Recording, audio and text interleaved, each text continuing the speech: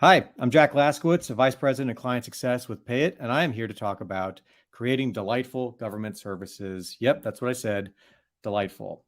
Thanks for tuning in. Let's get started.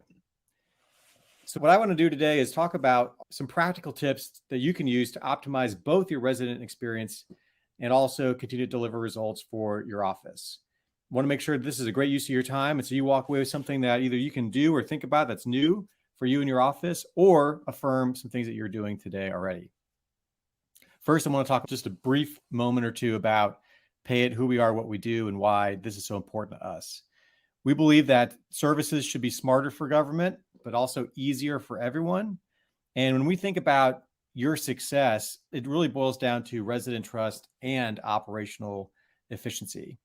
We also believe that consumer-grade experiences should connect to any back office system. Our agencies or your agencies shouldn't feel beholden to one back office system or another that could inhibit your ability to serve your constituents, your residents, whatever group your office serves.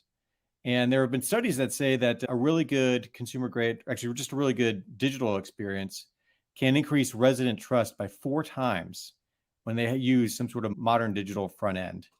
And really at the end of the day, a really good experience also shifts online revenue collection higher levels, and that has impacts to your ability and the ability to easier staff your offices and reduces operational needs to do things like open a bunch of mail. Why are we unique in government tech?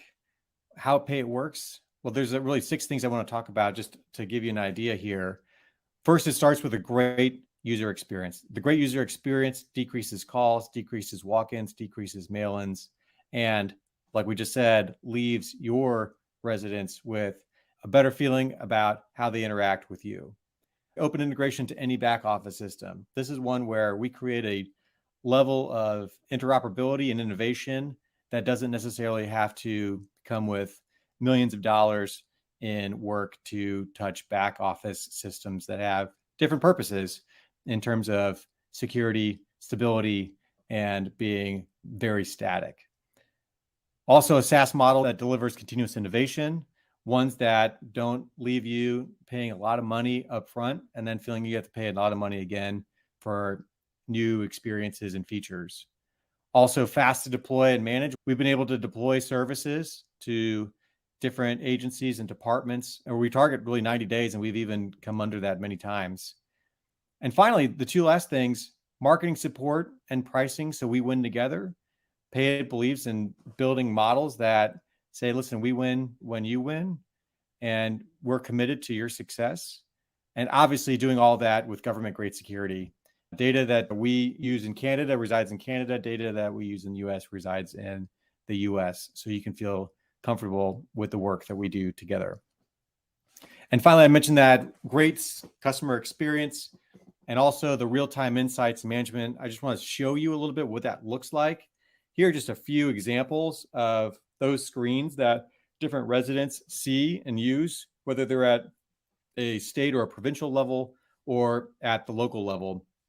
But really, it's intuitive, mobile native, meaning that not only can folks use any of these experiences on a smartphone, the vast majority of the population uses smartphones today, but also then that is responsive and can be used just as easily on desktop services as well.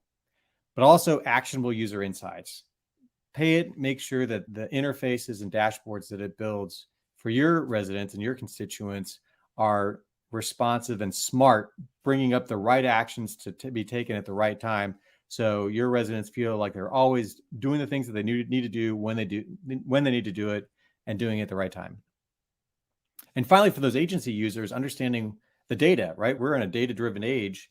And so PayIt has a really nice admin portal that also includes really good intelligence around reporting and analytics. And you can see an example of that here.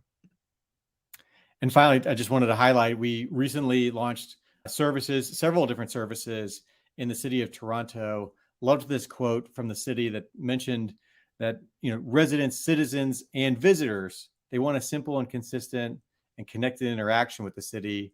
And My Toronto Pay, which is the name of the service we provide in Toronto, is doing just that. In fact, over here, you see a tweet from one of the city council members, and he's talking about Toronto is now vibing with the 21st century with the launch of these services to help create and enrich those digital user interactions.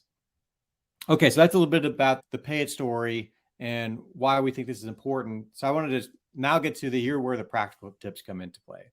And I want to set the stage. So you are at a dinner party and someone is mentioning property taxes. I just paid my property taxes. And when I talk to audiences in a live setting, I say, okay, what would you think, or what do you hear when someone says that? Folks would say, well, someone would say that they're too high, or I had to mail in a check, or I had to drive into the office to do something, or I had to make a bunch of phone calls to figure something out, or I forgot. And it wasn't always easy. And so let's think about ways in which we could do different things to increase or change what that person might say when they say, hey, I just paid my property taxes. And we know when I talk to, so I've spent years working with our clients, our agency clients and our leaders that center around treasury or finance departments, whatever nomenclature you use. And they've mentioned to me, they said, we've got 3 different groups that we need to maintain balance in serving. That starts with the residents in which the agency serves and making sure that their needs are met. But also on the bottom left, the agency individuals, the people that work in the agency, and making sure that they also are served as a key group. And finally, the statutes that this function is established to uphold. And so maintaining balance in those is really important. And the sad reality that we heard, especially with clients and agencies that are turning to PayIt, is to say, you know what, at the end of the day, there's a lot of push and shove that in terms of prioritizing items, and sometimes the resident experience can get lost or can feel like it's coming up third place in this balance. And I think that there are some ways here that we'll walk through that can help you maintain that balance. When I was talking to a lot of these leaders putting together this content, I said, what has worked for you in terms of creating a delightful service for your residents? And in the numerous conversations that I had, that really we saw 3 themes, starting with simplicity, then connection, and finally evolution. We're going to get into all 3 of these things right now. The first item here is, what is a simple experience? And I want you to just take a moment and think about your own experiences at your agency or your department. If you were to test your experience, how simple do you feel like it is? If you thought, hey, if I'm a new resident into this community and I have to do something, do I know where to go? Do I know what to do? And so one of the pieces of advice that I got from a city treasurer, for example, is he said, you really need to test your own experience and use the resources around you for help, because a lot of us can be experts in the things that we see just about every day, but use those resources that may not always know that.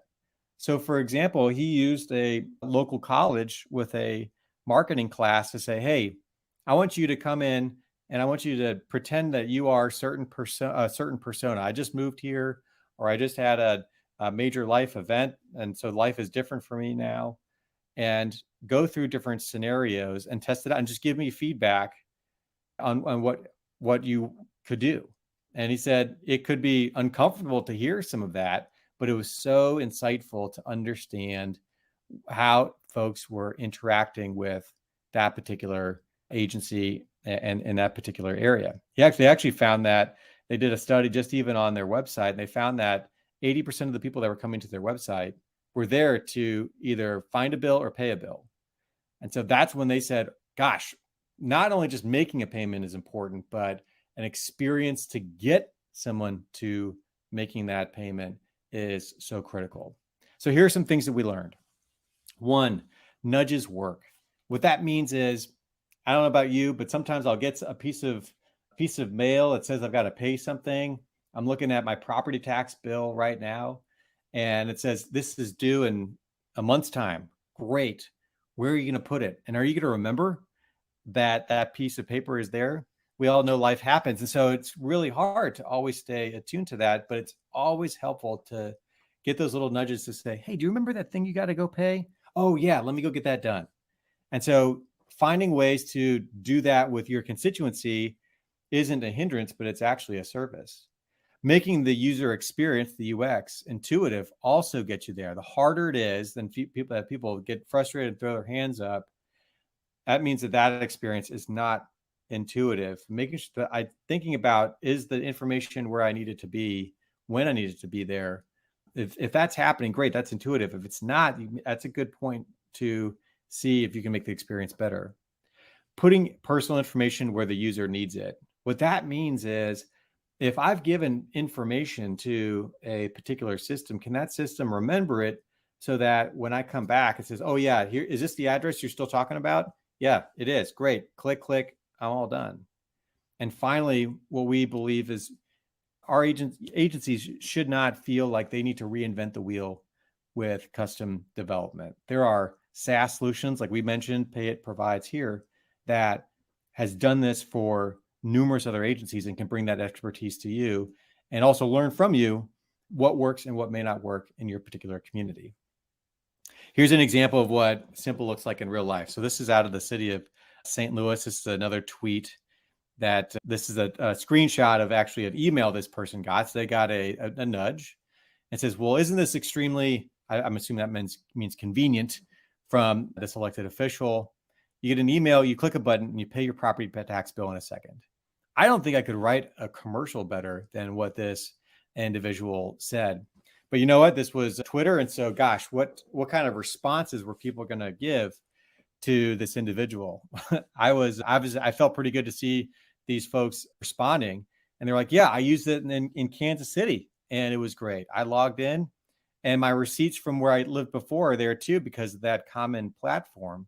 The cross-city compatibility is a nice little bonus. How's this? It's legit good software, makes life easier, good vendor choice. And then someone else responded that says, like, you know, government sometimes makes it hard for people to give the money it's owed. This elected official understood that and worked to make it easier. Well, that's great. And then more folks responded. I said, I agree, it's user friendly. And then finally, someone says it's available for businesses' property taxes. So easy. When a really intuitive experience makes it surprisingly easy, this is how folks respond. And even up in Toronto, we hear, man, it's so funny. Why am I adding parking tickets to a cart like I'm shopping? Man, so I think it's probably great that someone feels like they're having a good time paying their parking tickets. I bet you the parking department also feels great that they're having a good time paying their parking tickets.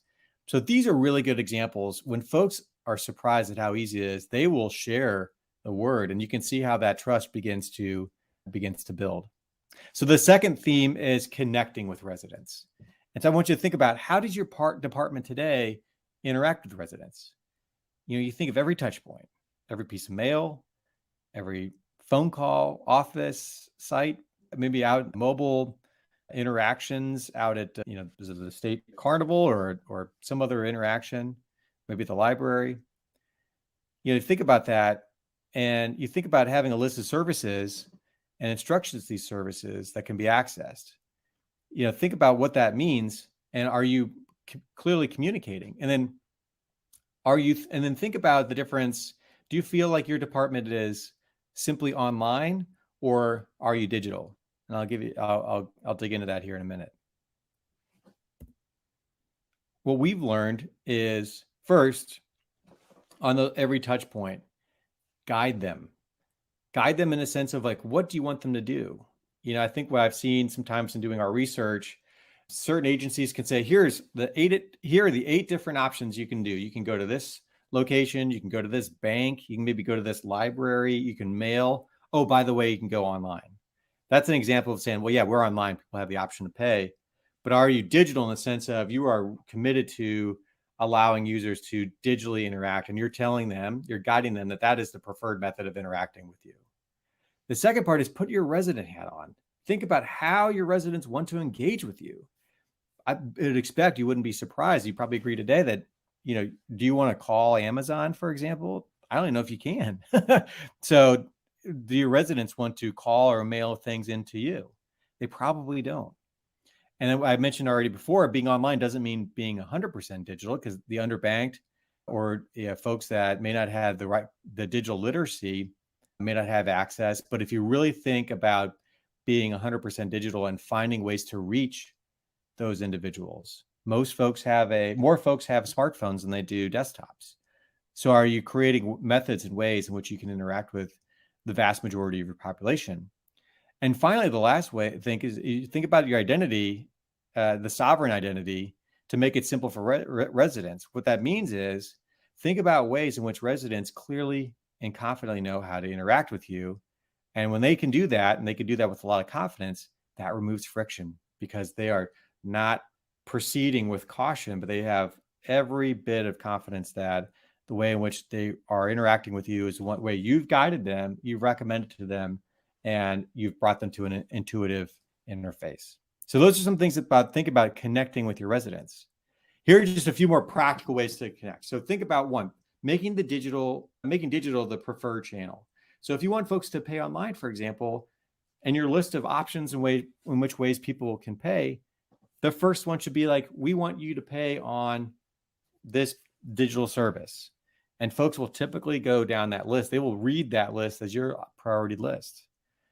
Emails work, especially when they're used well. We're not talking about newsletters. Clear emails that are simple, with easy to use calls and easy to understand calls to action. Those things are really important when you send out emails to your residents. And I'd say that's something that PayIt does a really good job at. Not only do you have things like high open rates, you've got really high click-through rates, meaning people are seeing these saying, oh gosh, that's the nudge I needed. Let me click through this and finish paying that thing that I need to pay. A lot of departments and agencies still send out paper bills, for example. Make it count. What are you putting on that paper bill to drive the right behavior? Is it a wall of text? Do you have a QR code, for example, that says, scan this to go right to making a payment for this thing that you owe?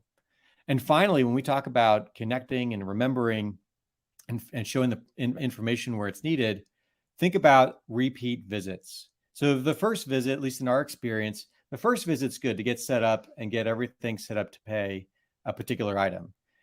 The second and beyond visit are the things that cement the relationship. What I mean by that is, at least in our platform, if you, let's say, register a particular property to pay a property tax, and you log in the next time to pay that property tax, how easy is it when it says, hey, you still live here? Yeah. Do you still want to use the bank account or the credit card you have on file? Yeah. 2 clicks and you're done. And you get back to life. That was what that tweet was all about. That says, I was able to pay in a second. That person got an email. They probably didn't even see the paper bill yet, and they were able to click that and be done. So the last theme of evolution is the one I want to round out with. And this quote I thought was really useful from another elected official. And they said, listen, if I do a great job, I get reelected. However, my voter base's expectations continue to change. And so this is the second ask. How have you seen expectations change in the last 2 to 3 years? It'd be shocking if they hadn't changed from your community. And when we're talking about these things in person, what I hear from a lot of treasurers or a lot of revenue related officials, they say, folks absolutely want to do way more things online than they ever have before.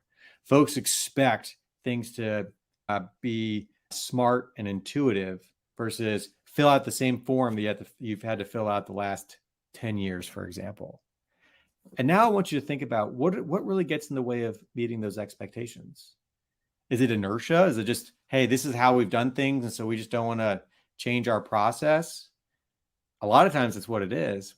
Sometimes there are statutes or limitations, but most times in our experience, it's typically been just fighting that inertia to have somebody, a champion, stand up and say, gosh, this could be a lot better.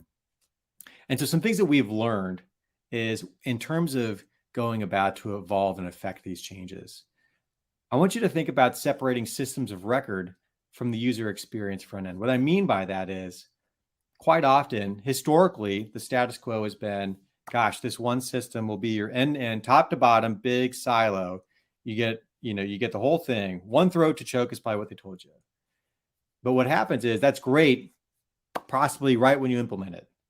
But then the world changes and you're kind of stuck and you have to wait to get on a roadmap to do something, or you have to pay a large amount to another statement of work to get work done. Well, if you separate those things into a front end, preferably a SaaS, software as a service based front end, then that allows you to move much faster and be much more nimble to the changing experience, changing needs of your community in order to continue to serve them. That's why we believe in this second bullet here: launch, learn, iterate. That's all about launching services, meaningful services that are at scale to drive users to create their own gov wallets, if you will, but then be constantly learning and understanding what are the ways that we can do to tweak this. Are we saying the right things in the right order, or should the order change? And let's continue to iterate and deliver continuously improved services to your residents. That doesn't necessarily happen easily when the front end system is really got its spaghetti ties into a back end system. And so the last bullet here is the right SaaS partner delivers those continuous improvements to the product. And I would recommend ask about how a particular SaaS vendor or partner does that. How do they do it today? And just the plug I'll make, there's another resource on paygov.com that is a buyer's guide that I would invite you to go download and take a look at, because it gives you even more guidance in terms of how to look for and evaluate different vendors in this space. So that's it. Simplicity, connection, evolution. Think about the ways in which you can make your experiences for your constituents and your residents more simple. Think about ways in which you can connect with those individuals, and so they don't feel like they're introducing themselves to you every cycle. And finally, we know the world will continue to change. Find ways in which you can position your department or your agency to evolve along with those changing needs in terms of serving your communities. So that's it. Wanted to be brief and wanted to make sure that you felt like you walked away with a couple things to think about, or maybe a couple things that affirm what you're doing. Would love to continue to talk to anyone who is interested in seeing more about what PayIt does, how we do it, why we do it. We'd be happy to talk to you or happy to connect you with other clients that are working with PayIt today and how their experience has been. Thanks a lot for tuning in.